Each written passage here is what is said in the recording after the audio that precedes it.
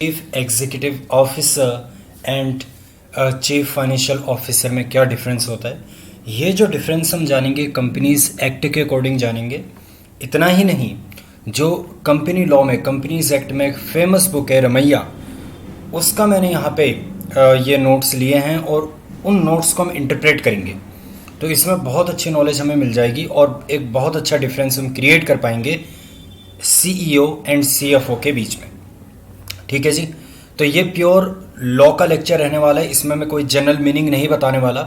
As per law हम किस तरह से सीईओ एंड सीएफओ को इंटरप्रेट करते हैं, तो ये हम इस वीडियो के अंदर समझने वाले हैं। Let's proceed with the definition of chief executive officer.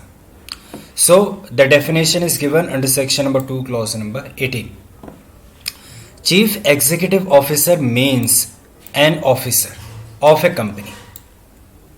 Definition ने क्या बोला कि किसी कंपनी का कोई officer who has been designated as such by it, जिसे कंपनी ने उसे सीईओ के तौर पे डेजिग्नेट किया है।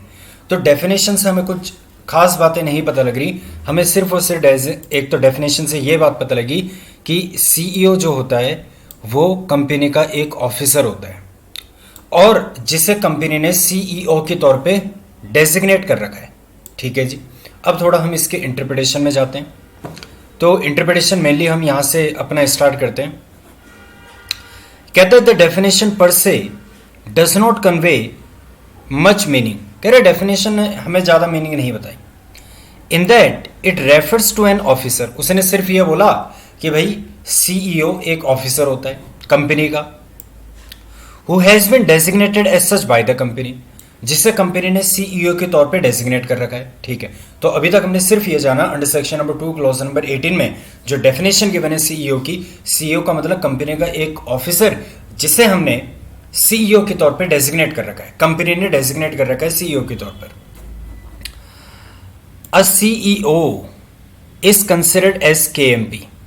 अच्छा, आपको पता होना चाहिए कि सीईओ जो होता है वो केएमपी भी होता है। केएमपी की डेफिनेशन अगर हम देखें तो under section number 2 clause number 51 में केएमपी की डेफिनेशन है।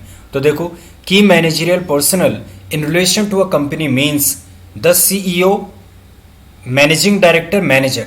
मैं आपका ध्यान यहाँ पे अट्रैक्ट करना चाहूँगा कि जो फर्स्ट पॉइंट है, फर्स्ट पॉइंट पे इन्होंने किनको रख रखा है केएमपी में, सीईओ को। सीईओ के इक्विवेलेंट किसको रख रखा है, मैनेजिंग डायरेक्टर को, और इन दोनों के इक्विवेलेंट किसको रख रखा है, मैनेजर को। यानी कि सीईओ, मैनेजिंग डायरेक्टर, मैनेजर, अगर हम देखें तो एक लेवल के ये बंदे हो गए। ठीक है, बस अभी इतनी बात हमें समझनी है कि हाँ, सीईओ हमारा केएमपी है और जो सीईओ है उसे मैनेजिंग डायरेक्टर, मैनेजर के इक्विवेलेंट रैंक में रखा हुआ है। जबकि अगर आप सीएफओ को देखेंगे वो उसको एक अलग रैंक में रखा हुआ है।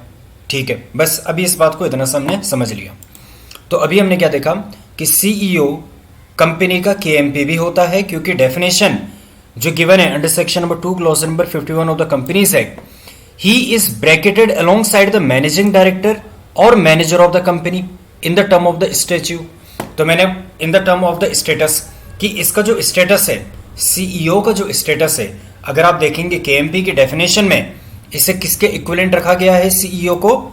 सीईओ का स्टेटस एमडी और मैनेजर के इक्विवेलेंट रखा हुआ है। ठीक है जी।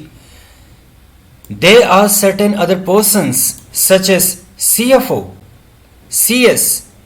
अगर आप देखें सीएफओ भी है, सीएस भी है, होल टाइम डायरेक्टर भी है, ये भी केएमपी हैं। तो क्या कहना चाह रहा है ये, कह रहे there are certain other persons such as CFO, CS, whole time director who also fall within the ambit of the definition of the expression KMP, although CEO may be considered as synonym with the managing director, the law does not mandate the CEO should be appointed necessarily as the member of the board.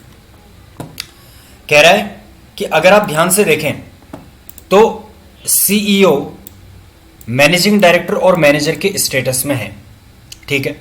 अच्छा, अगर आप एक और बात को interpret करें, यहां पे क्या कह रहा है, ये कह रहा है ऑल्दो सीईओ को हम एमडी के सिनोनिम रख रहे हैं, the law does not mandate the CEO should be appointed necessary as the member of the board. अगर आप, कहने का क्या मतलब है, कहने का मतलब है कि अगर आपको एमडी बनना है कंपनी में, अगर आपको एमडी बनना है, अगर आपको कंपनी का एमडी बनना है तो आपका डायरेक्टर होना मैंडेटरी है। और यदि आप डायरेक्टर हैं तो आप बोर्ड के मेंबर हो जाएंगे, क्योंकि director means a person who has been appointed as such in the board of the company. ठीक है, और बोर्ड का क्या मतलब होता है, कलेक्टिव बॉडी ऑफ डायरेक्टर्स। तो मैं सिंपली क्या आपको कह रहा हूं कि सीईओ कंपनी का डायरेक्टर हो भी सकता है और सीईओ कंपनी का डायरेक्टर नहीं भी हो सकता। ठीक है, यानी कि सीईओ अगर आपको बनना है कंपनी में तो जरूरी नहीं है आप कंपनी के डायरेक्टर हों। ओके जी। Under section number 203 of the companies act 2013 the appointment of the whole time CEO is mandatory in case of the listed company and unlisted public company जिसकी paid up share capital 10 crore रुपए या उससे अधिक है। तो आपको यह बात पता होगी कि सेक्शन नंबर 203 में क्या लिखा हुआ है कि लिस्टेड कंपनी में और पब्लिक कंपनी जिसकी paid up share capital 10 crore रुपए या उससे अधिक है, उस कंपनी में एक होल टाइम सीईओ होना मैंडेटरी है। अच्छा, अब आप ध्यान देना, उसमें क्या लिख रखा है, उसमें लिख रखा है, अगर आप 203 को पढ़ेंगे उसमें लिखा है सीईओ मतलब एक होल टाइम केएमपी होना चाहिए। होल टाइम केएमपी होने का क्या मतलब हो गया कि मेरी कंपनी में सीएफओ होना मैंडेटरी है, मेरी कंपनी में होल टाइम डायरेक्टर होना मैंडेटरी है, मेरी कंपनी में सीएस का होना मैंडेटरी है, और मेरी कंपनी में इन तीनों में से किसी एक का होना मैंडेटरी है। आप देखेंगे कि 203 में लिखा हुआ है कि होल टाइम केएमपी होने चाहिए। केएमपी में कौन लोग आते हैं, केएमपी में ये लोग आते हैं। तो इसका क्या मतलब हो गया कि सीईओ मैंडेटरी होगा, होल टाइम डायरेक्टर मैंडेटरी होगा, सीएस मैंडेटरी होगा। अगर मैंने कंपनी में एमडी अपॉइंट कर रखा है तो अगर मैंने सीईओ नहीं भी रख रखा तो चलेगा। मैनेजर अपॉइंट कर रखा है, सीईओ एमडी नहीं रख रखे चलेगा। सीईओ रख रखा है, एमडी मैनेजर नहीं रख रखे चलेगा। यानी कि 203 की रिक्वायरमेंट को फुलफिल करने के लिए इन तीनों में से किसी एक का होना आवश्यक है। सीईओ हो भी सकता है, नहीं भी हो सकता। अगर सीईओ नहीं होगा तो एमडी या मैनेजर में से कोई एक होगा, अगर एमडी नहीं होगा तो सीईओ मैनेजर में से कोई एक होगा, अगर मैनेजर नहीं है तो सीईओ मैनेजिंग डायरेक्टर में से कोई एक होगा, और बाकी ये सारे तो होंगे। अब देखो क्या कह रहे हैं, कहता है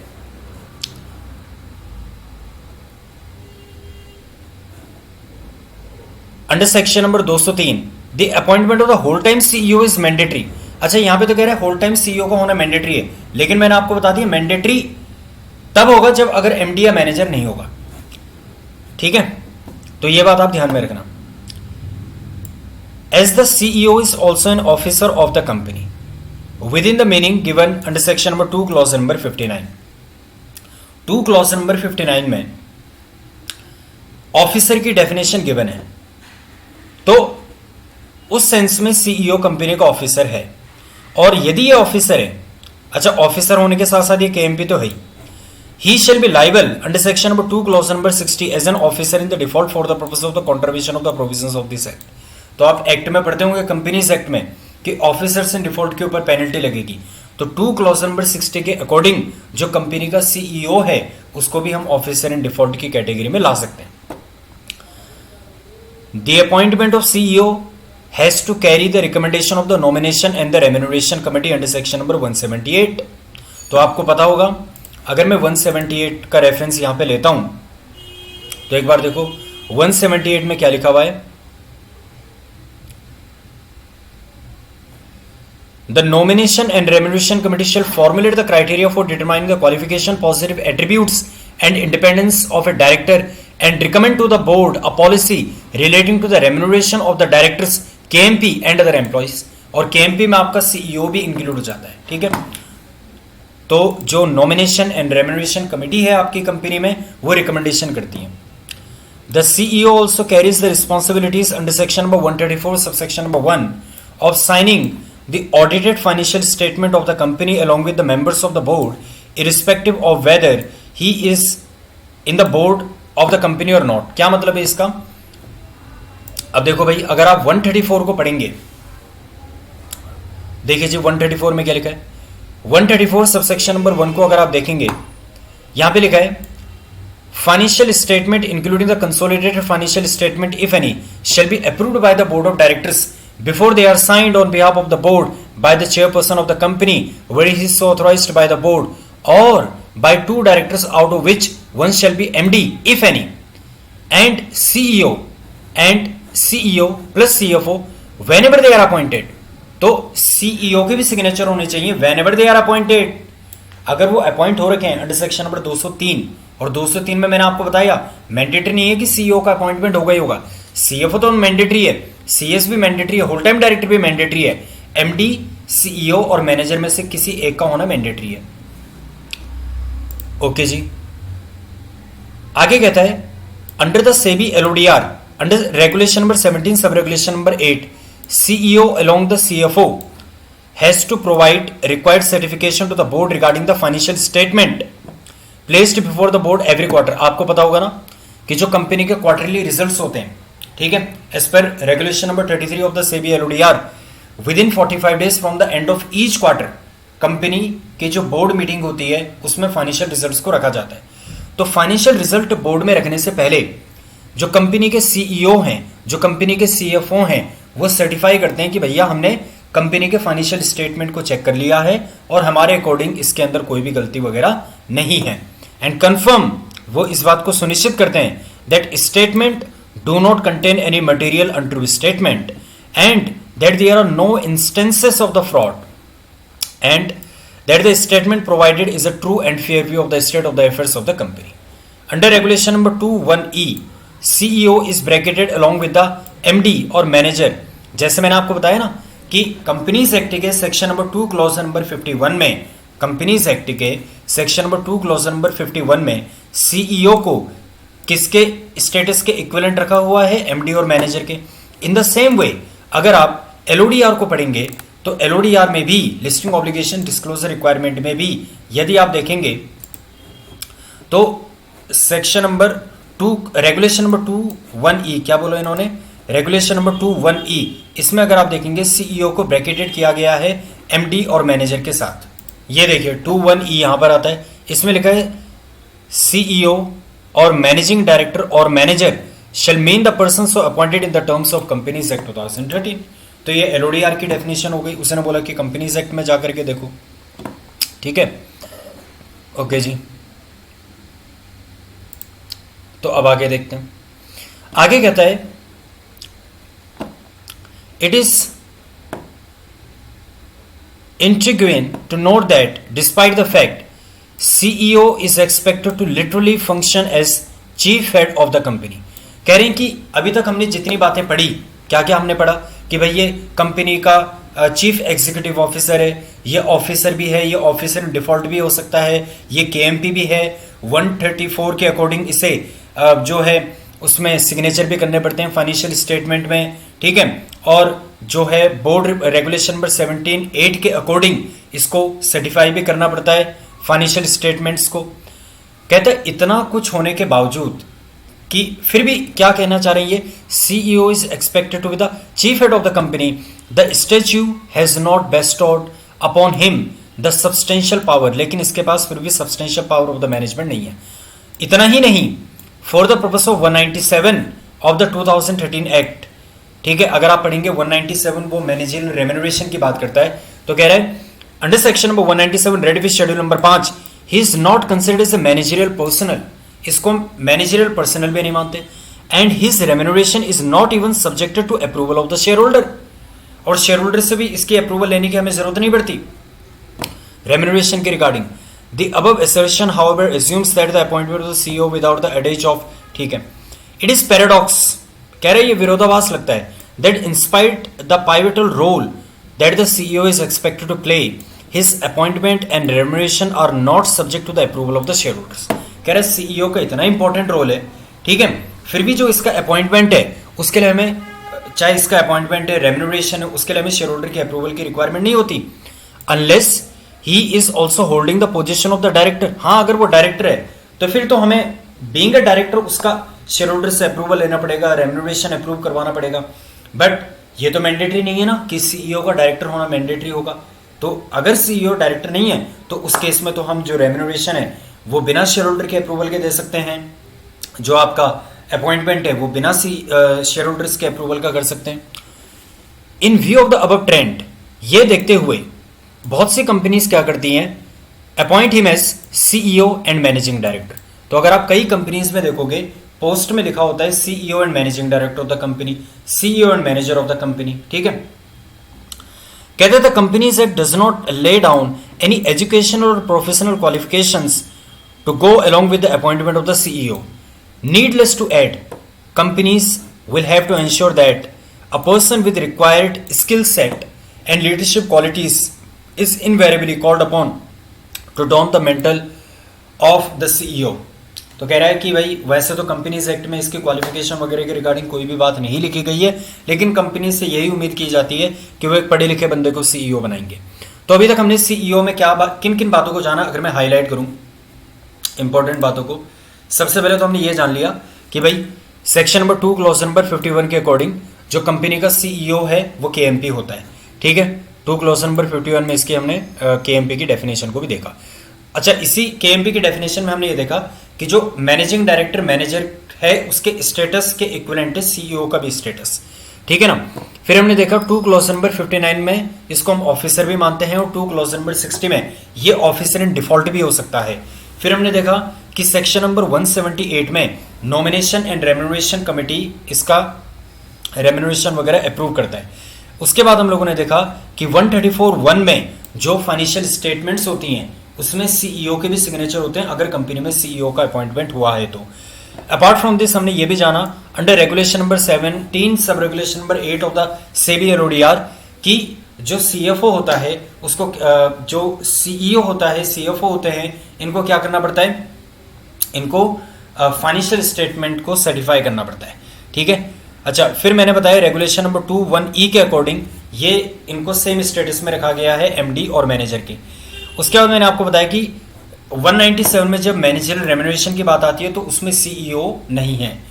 अच्छा, फिर मैंने आपको ये भी बताया कि किस तरह से ये बात पैराडॉक्स है कि पैराडॉक्सिकल है कि इतना इंपॉर्टेंट रोल होते हुए भी इसका अपॉइंटमेंट के लिए हमें शेयर होल्डर के अप्रूवल की रिक्वायरमेंट नहीं पड़ती, रेम्यूनरेशन के लिए हमें शेयर होल्डर्स के अप्रूवल की रिक्वायरमेंट नहीं पड़ती है, ठीक है। अच्छा, एक और बात जो आपको ध्यान में रखनी है, क्या मैं कहना चाह रहा था कि सीईओ कंपनी का डायरेक्टर हो भी सकता है और कंपनी का डायरेक्टर नहीं भी हो सकता, यानी कि कंपनी का सीईओ बनने के लिए आपका डायरेक्टर होना मैंडेटरी नहीं है। अब हम बढ़ते हैं under section number 2 clause number 19 जिसमें हम पढ़ेंगे सीएफओ की डेफिनेशन। तो CFO means a person appointed as CFO of a company, ठीक है जी। अब यहां पर ये कह रहा है द डेफिनेशन जो सीएफओ की अभी हमने देखी does not throw any light on the role that is expected of from CFO. CFO से जो उम्मीद, मतलब डेफिनेशन से हमें कुछ पता नहीं लग रहा कि इसका क्या रोल है। लाइक सीईओ, सीईओ की तरह सीएफओ भी केएमपी है। तो ये बात तो मैंने आपको बताई थी ना under section number 2 clause number 51 KMP in relation to a company means CEO, managing director, manager, CS, whole time director and ये देखो सीएफओ। तो हाँ, ये बात तो क्लियर हो रही है हमें कि सीईओ की तरह सीएफओ भी 251 में क्या है, कंपनी का केएमपी है। Beside being KMP he is to be considered as officer.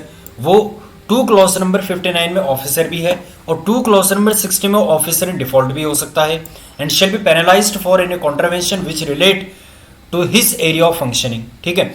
The appointment of whole time CFO is mandatory. आपको पता होगा सीएफओ का अपॉइंटमेंट होना मैंडेटरी अंडर सेक्शन नंबर 203।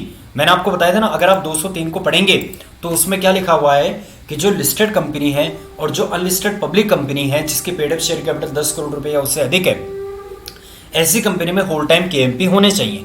तो होल टाइम केएमपी का क्या मतलब है, या तो सीईओ या मैनेजिंग डायरेक्टर या manager plus CS plus whole time director plus CFO, यानी कि इस रैंक में इन तीनों में से कोई एक हो सकता है। तो अगर मैं सीईओ की बात करूं तो 203 के अकॉर्डिंग सीईओ कंपनी में हो भी सकता है, नहीं भी हो सकता, लेकिन सीएफओ कंपनी में मैंडेटरी होगा एज पर सेक्शन नंबर 203, ठीक है। तो the appointment of whole time CFO is mandated under section number 203 in respect of those companies which satisfies, ठीक है, वो मैं आपको बता चुका हूं कि लिस्टेड कंपनी और अनलिस्टेड पब्लिक कंपनी जिसकी paid up share capital 10 crore रुपए या उससे अधिक की है। His appointment has to carry the recommendation of the nomination and remuneration committee। ये तो सिमिलर बात है कि जैसे हम सीईओ के केस में देख रहे थे कि 178 में रेम्यूनरेशन एनआरसी का रिकमेंडेशन की रिक्वायरमेंट होती है, यहां पे भी होती है। Since he is a KMP, ठीक है, where the company has such committee, okay.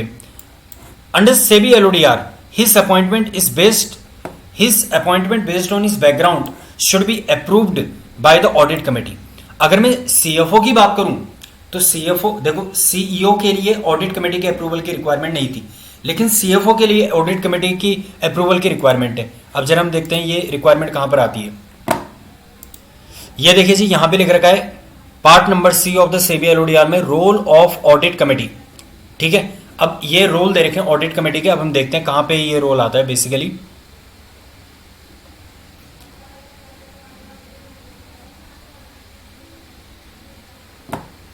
देखो ये लिखा है, अच्छा, रोल ऑफ ऑडिट कमेटी में हमने देख रहे हैं पॉइंट नंबर 19 में, approval of appointment of CFO after assessing qualifications, experience and background etcetera of the candidate.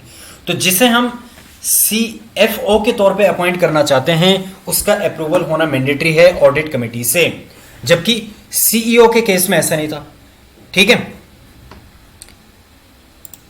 तो वेयर द कंपनी है सच, ओके, यहां पे हम पढ़ रहे थे अंडर सेबी एलओडीआर रेगुलेशन में, आपको बता चुका हूं रोल ऑफ ऑडिट कमेटी में पॉइंट नंबर 19 हम लोगों ने पढ़ा। His appointed based on his background, जिसमें मैंने पढ़ा कि उसका बैकग्राउंड वगैरह चेक करना है by audit committee, where the company is, जिस कंपनी में ऑडिट कमेटी है। Although he is a KMP, हालांकि वो केएमपी है। अच्छा, अभी हमने पढ़ा था जो सीईओ होता है क्या वो 197 में मैनेजरियल रेम्युनरेशन का पार्ट बनता है? नहीं। तो वैसे ही जो सीएफओ है वो भी मैनेजरियल रेम्युनरेशन का पार्ट नहीं बनता, ठीक है। आगे देखिए, the 2013 act does not specify any educational qualification for his appointment. अच्छा, क्या सीईओ का था कोई एजुकेशनल क्वालिफिकेशन? नहीं, तो सीएफओ का भी नहीं है। Given the responsibilities that go with the position which calls for possession of the expert knowledge on the accounting, taxation, laws, control, etc. It is expected that the person appointed would be one who is professionally qualified in the field of accounting, finance, economic and taxation. ठीक है। अच्छा, आगे देखो, SEBI LODR में क्या लिखा हुआ है कि CFO along with CEO is required to provide for the certificate of the compliance in confirmation with the correctness। तो ये बात अगर आप रेगुलेशन नंबर 33 में जाकर के पढ़ेंगे सेबी एलओडीआर के, तो वहां पे ये बात आपको साफ तौर पे मिल जाएगी कि जो भी क्वार्टरली फाइनेंशियल रिजल्ट्स होते हैं या एनुअल फाइनेंशियल रिजल्ट्स होते हैं उनको सर्टिफाई किया जाता है सीएफओ सीईओ के द्वारा। ठीक हो गई बात। तो ये बेसिक डिफरेंसेस हम लोगों ने यहाँ पे जानने का प्रयास किया कि लॉ के अकॉर्डिंग, ठीक है, जो कि एक ऑथेंटिक डिफरेंस होना चाहिए सीईओ सीएफओ के बीच में, वो हमने यहाँ पे जानने का प्रयास किया था। ठीक है, इसको मैं लिंक जो है ये मैं अपने YouTube वीडियो के उसमें डाल दूंगा, ठीक है ना, डिस्क्रिप्शन बॉक्स में, तो वहाँ से आप इस PDF का लिंक ले सकते हैं। For the time being, thank you so much.